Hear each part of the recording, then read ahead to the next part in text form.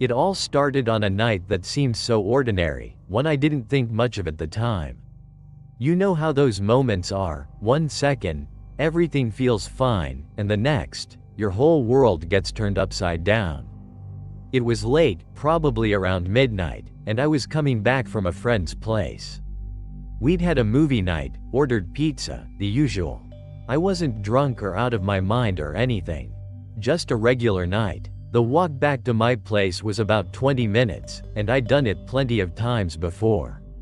My friend lived in a quiet neighborhood on the outskirts of the city, where nothing much ever happened. But that night, something was different. I didn't notice it right away, but as soon as I left her place, I felt this stillness. It wasn't just that the streets were empty, it was like the entire world had gone silent. No cars, no wind, no distant chatter, nothing. It was unnerving, but I brushed it off, figuring I was just imagining things.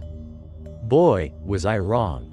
As I walked down the street, that eerie silence seemed to press in around me. I could hear my own footsteps echoing louder than they should have, and with every step, I felt a growing sense of unease. You know that feeling when something's not quite right, but you can't put your finger on what it is? Yeah, it was like that, but stronger with every passing second. I was halfway down a narrow street when I first noticed him. He was standing at the far end, leaning against a lamppost. His face was mostly hidden in the shadows, but even from that distance, I could tell something was off. At first, I didn't think too much of it. Maybe he was just waiting for someone, or maybe he lived nearby and was taking a smoke break. I told myself not to be paranoid. But as I got closer, that gnawing feeling in the pit of my stomach only got worse. There was something unsettling about the way he stood so still, as if he were watching, waiting. And then I realized, he wasn't just standing there. He was facing me, his body turned in my direction, eyes locked on me like I was the only thing in his world. It wasn't just that he was looking at me. It was how he was looking at me. Like he'd already decided something about me, something that I had no control over. I'm not usually one to get freaked out easily, but in that moment, all I wanted to do was cross the street and get away from him as fast as possible. My heart started racing, my palms sweaty, and my brain screaming at me to turn around, to get out of there. But instead, I did the dumbest thing I could have done. I kept walking. I don't know why I didn't just turn back. Maybe it was pride, or maybe I thought I was overreacting. Either way, I kept moving forward, hoping that if I ignored him, he'd just stay where he was. But as I passed by, I couldn't help it, I glanced at him. And that's when everything changed. His eyes were locked on me, unblinking, cold as ice. There was something deeply unnatural about the way he looked at me, as if he wasn't really seeing me as a person, but as something else. A target, maybe. I tried to look away, but I couldn't. My gaze was drawn to his face, and for a split second, I thought I saw a faint smile, just a slight twitch of his lips. That was when I knew something was very, very wrong. I quickened my pace, desperate to put distance between us. My mind was racing. Was he just messing with me? Was this some kind of sick joke? But then I heard it, the sound of footsteps. Slow, deliberate, matching my own. I froze. For a second, I thought I might have imagined it. The street was empty, and I hadn't seen anyone else around.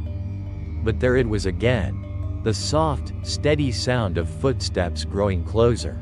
I didn't dare turn around. Instead, I started walking faster. My heart was pounding in my chest, and I could feel the adrenaline kicking in.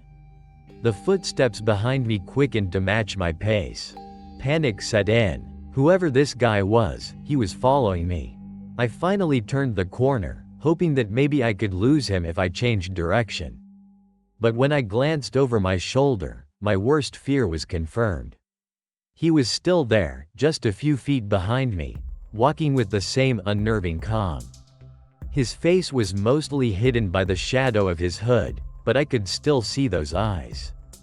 Those cold, emotionless eyes that seemed to pierce through me. My mind was racing. What did he want? Was this some kind of robbery? Was he just trying to scare me? I didn't want to find out. I kept moving, taking random turns, trying to shake him off. But no matter where I went, he followed, always just a few steps behind. My panic was reaching a boiling point, and I knew I couldn't keep running. That's when I made a split-second decision that I still regret. I turned into an alley, thinking it would be a shortcut back to my apartment. I'd taken the alley before, and it was usually a quick way to shave a few minutes off my walk. But that night, it felt like a trap. As soon as I entered the alley, I realized how wrong I was. The dim light barely illuminated the narrow space, and the walls felt like they were closing in on me. Worse still, the alley didn't lead anywhere. It was a dead end. I spun around, hoping I could backtrack and lose him another way, but it was too late.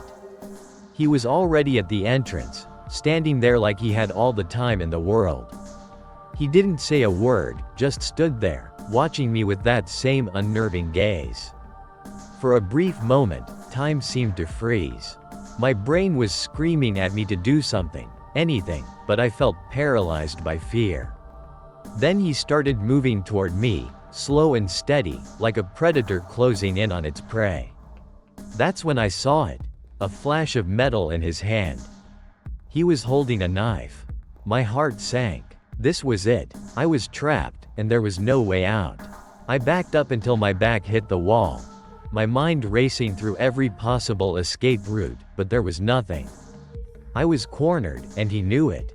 He was only a few feet away now, and I could feel the weight of his presence bearing down on me. My legs were trembling, and my throat felt tight, like I couldn't breathe.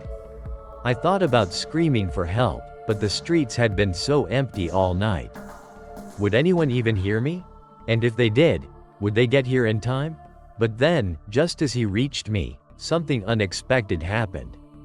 He stopped. He stood there for a moment, staring at me like he was trying to decide what to do next.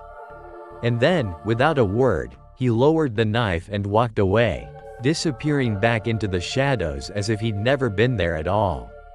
I don't know how long I stood there, my body frozen with fear. It felt like hours, though it was probably only a few minutes. Eventually, I forced myself to move, to walk out of that alley and get back home as fast as I could. But even once I was inside, with the doors locked and the lights on, I couldn't shake the feeling that he was still out there, watching, waiting. I still don't know why he didn't go through with it. Was he just trying to scare me? Or did something change his mind at the last second? Maybe I'll never know. But what I do know is that this encounter shook me to my core. It made me realize just how fragile we are. How quickly things can go from normal to terrifying in the blink of an eye. If you've ever had a scary encounter like this, where a stranger made you question your own safety, I want to hear about it. Share your story in the comments below, and let's see if we can make sense of these terrifying moments together. And don't forget to check out my other videos for more tales of horror and suspense. Stay safe out there, because you never know who, or what, might be watching.